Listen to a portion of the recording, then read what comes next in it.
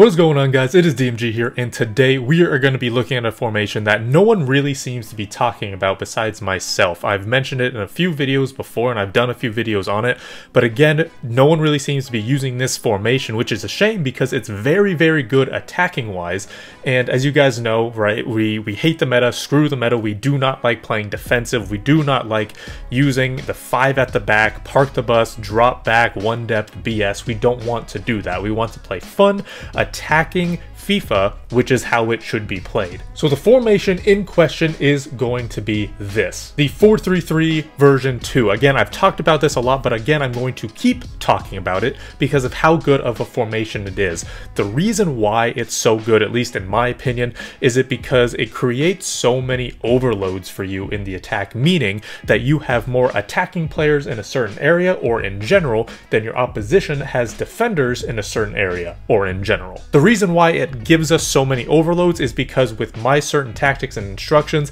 it gets the left center mid and the right center mid to go forward. That means that you are going to be having most likely 5 attackers when you have the ball most of the time, which is obviously going to be great, and which is also why we create so many overloads in this formation. It's also great because the overloads tend to usually happen right in the middle of the field, which is obviously the most important part of the field. And that's again due to the center mids roaming forward. Usually the left and right wings are actually just there as decoys, although yes, they can be involved with some of the attacking play. As an example, you can see here of the overloads that we create. You can see that my opponent has 4 of his defenders, while we actually have 5 attackers. So you can see here, right, he's running at me, and I believe I have Deco, I have El Shaarawy in the middle along with 3 other attackers. So automatically, if we can get past here, give the ball to El Shaarawy, we are again going to have another overload because it's going to be a 4-on-3, which is perfect. So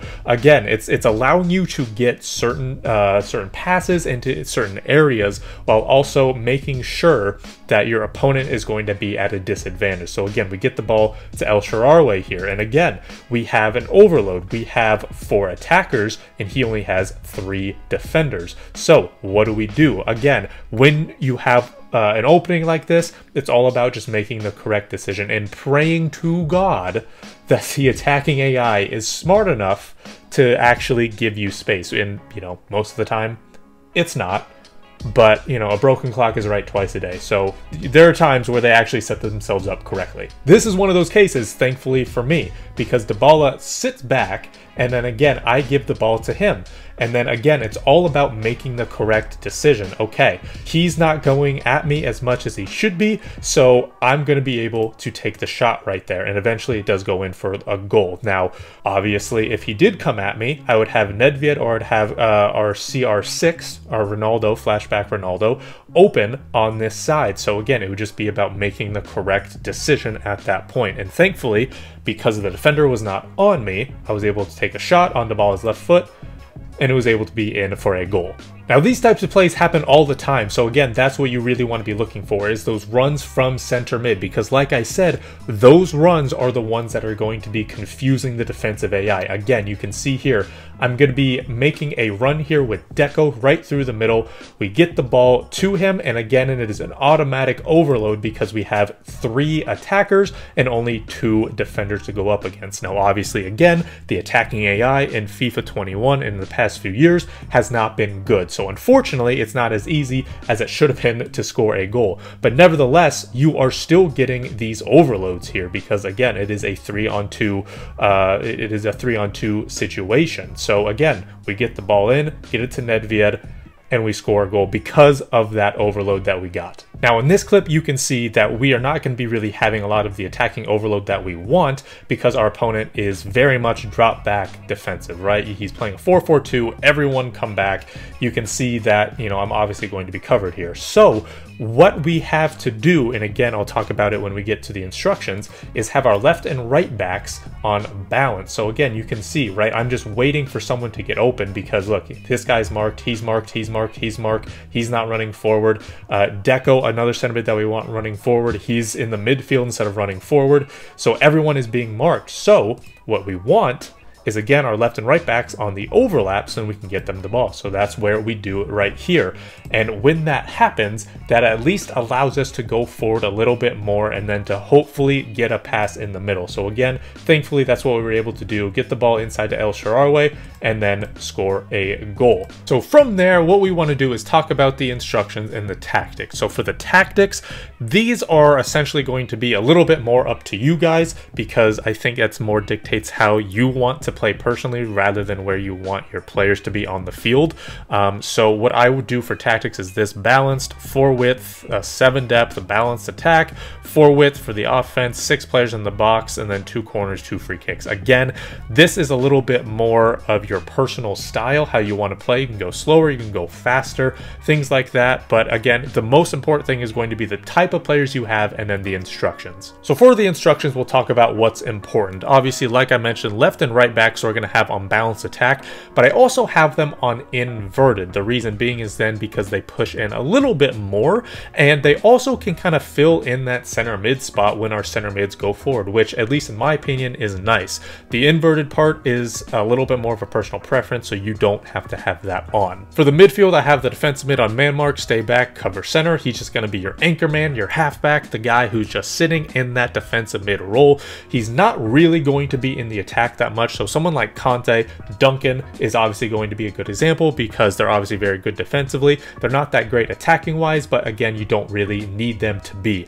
Maybe someone who can dribble around and shift a little bit would be nice to have, so then you can make those quick passes and turn quickly. However, again, that's not as necessary. For the 2 center mids, I have both on get forward, cover center, and then I have one on stay on the edge of the box or crosses. That way it's not super crowded, you know, at striker, which is obviously sometimes a problem when that happens. Now, if you are playing someone who is not as defensive, you can take one of your center mids just on balance. That's okay.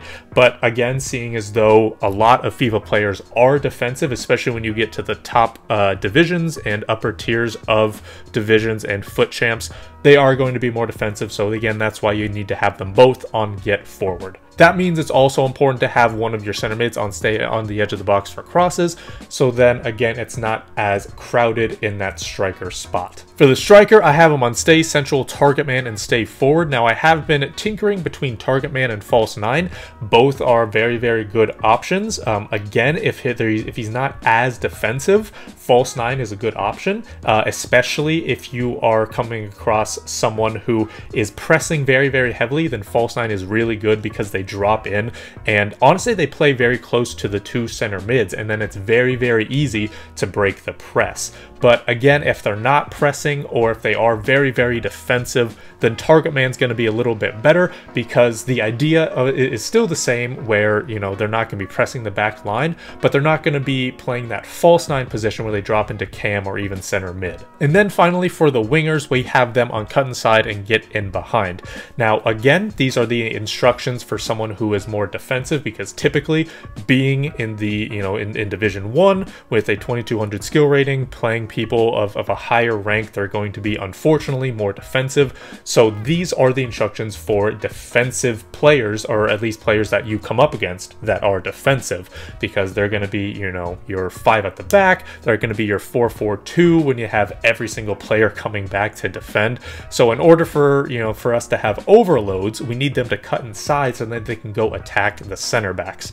If you are, again, not playing someone who is defensive, or you're playing someone who is pressing you because you are winning, then you should have them on stay wide. This is actually really, really nice to have, and something that's really, really nice if you do come across someone who's not defensive, because that's going to leave so much more space in the middle from those runs from center mid. So that is going to do it for this video. Hopefully you guys did enjoy it. Again, it's just something that I wanted to, again, bring out because of how fun this formation is and how attacking it is. So again, it's a little bit of an anti-meta. It's a little bit of the screw the meta formation, but it's also one that's genuinely really, really good, because it can help exploit some of the things that your opponent is doing, such as defending very deep, which would then be exploited because of the runs from center mid. So again, I would really recommend trying this. For me, it's probably my favorite formation this year, and again, something that I would recommend. But like I said, that is going to do it for this video. Thank you guys so much for watching. This has been DMG.